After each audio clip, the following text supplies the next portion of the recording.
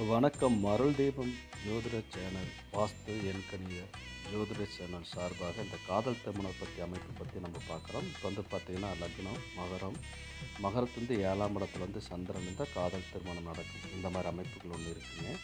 அதே போல் லக்னத்துக்கு 2ஆம் இடத்துலையும் சந்திரன் இருந்தால் காதல் திருமணம் அமையும். இது ஒரு அமைப்பு இதில் இருக்குது. இது வந்து காதல் திருமணத்துக்குரிய ஒரு அமைப்பு. அதுபோல் வந்து பார்த்திங்கன்னா இன்னொரு அமைப்பில் இருக்குங்க. கடக லக்னம், அதில் 2ல் சுக்கிரன், 7ஆம் இடத்துலையும் பாருங்கள் சுக்கிரன், 8லேயும் சுக்கிரன். இது மாதிரி அமைப்பு இருந்தால் காதல் திருமணம். இது காதல் திருமணம் ஏற்படுத்தி கொடுக்கும். இந்த காதல் வந்து பெற்றோர்கள் அங்கீகரிக்கப்படும் அப்படின்னு சொல்லி கேட்டிங்கன்னா, இப்போ காதல் திருமணம் இருக்குது. அந்த காதல் வந்து லவ் அண்ட் அரேஞ்ச் மேரேஜ் நடக்கணும் அப்படின்னா, இங்கே பார்த்தீங்கன்னா இந்த மீனா இருக்குதுங்களா, இந்த மீன ராசியில் குரு இருந்துட்டார்னு வச்சுங்களேன். இந்த குரு பார்வை வந்து பார்த்தீங்கன்னா இங்கே சந்திரனை பார்த்தோன்னா, சந்திரன் மட்டுமே லக்னத்து 7ல் இருந்தால் காதல் திருமணம். குரு பார்வை பார்க்கும்பொழுது காதல் அந்த அரேஞ்ச் திருமணம். பெரியவர்களால் முன்னாடி நிற்க வச்சு தான் இந்த கல்யாணம் நடக்கும். இந்த ஒரு அமைப்பு. அதுபோல் வந்து பார்த்திங்கன்னா இங்கே லக்னத்துக்கு 2ல் சுக்கிரன் இருக்கிறார் இல்லைங்களா.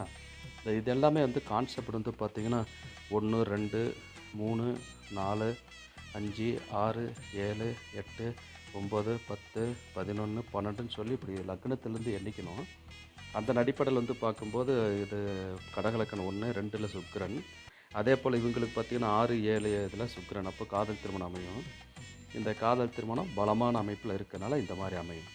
இது காதல் திருமணம் வேண்டாம் அப்படின்னு சொல்லி தடுத்து இது வந்து காதல் திருமணம். இதை காதல் திருமணம் தடுக்கிறதுக்கு அப்படின்னு சொல்லி பார்த்திங்கன்னா இந்த குரு பார்வையில் இருந்துச்சுன்னா ஒன்றும் பண்ணாது. காதல் திருமணம் வந்து பார்த்திங்கன்னா அது அரேஞ்ச்மெண்ட் திருமணமாக நடக்கும் இந்த அமைப்பில்.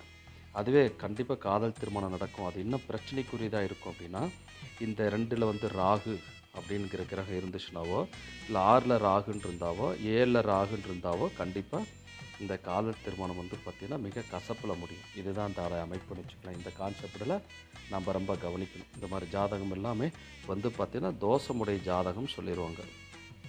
இதுதான் இந்த ஜாதகத்துடைய அமைப்புகள். இதுதான் இன்றைய கான்செப்டில் இன்றைக்கி நம்ம தெரிஞ்சுக்கிறோம். உங்களுக்கு இந்த அமைப்பு பிடிச்சிருந்தனா இந்த வீடியோவுக்காக ஒரு லைக் கொடுங்க, சப்ஸ்கிரைப் பண்ணிக்கோங்க. நன்றி, வணக்கம். மறுபடியும் இன்னொரு இதில் சந்திப்போம்.